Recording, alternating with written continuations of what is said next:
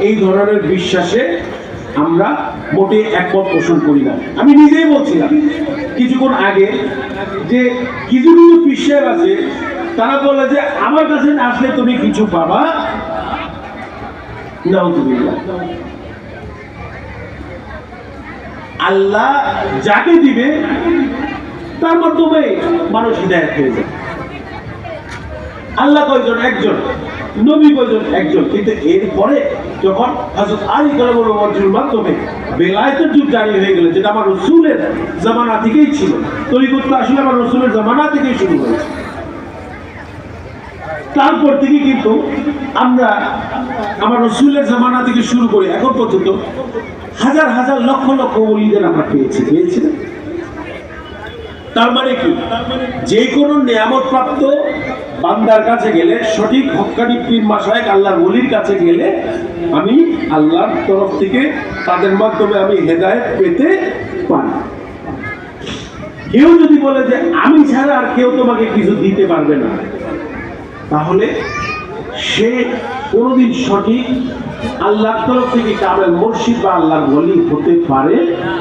কারণ একজন কামেল মুর্শিদ বা একজন কামেল ওলির ভাষা এরকম কোনোদিন হতে পারে।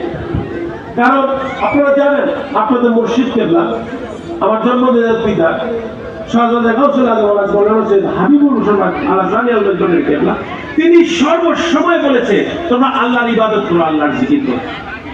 সর্বসময় আপনাদের বলেছে নবী পাক সাল্লাল্লাহু আলাইহি ওয়াসাল্লামের দরুদ সালাত ও সালাম আদায় করো, ওনাকে উসিলা করে আল্লাহর দরবারে তোমরা ফরিয়াদ করো, ভিক্ষা।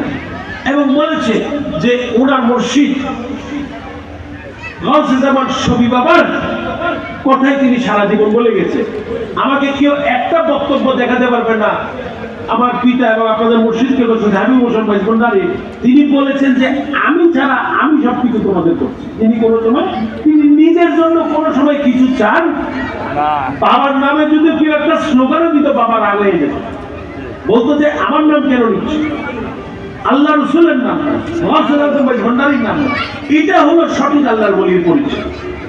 যে কোনোদিন নিজের ব্যাপারে কোনোদিন কথা বলেন, নিজের জন্য কোনো কিছু চান, নিজের জন্য কোনো, তিনি জানেন, আপনারা তো জানেন, তাও কথাগুলো বলছি। এই যে আমরা চট্টগ্রাম বেজবনা দলটি ওখানে ছিলাম, তারপরে কিছু কাজকর্মের জন্য আমরা 1992 ইংরেজিতে ঢাকা উত্তর একটা বাসা ছিল, এটা আপনারা অনেকেই জানেন। এই যে আসলো, তারপরে আমি বাবা জানকে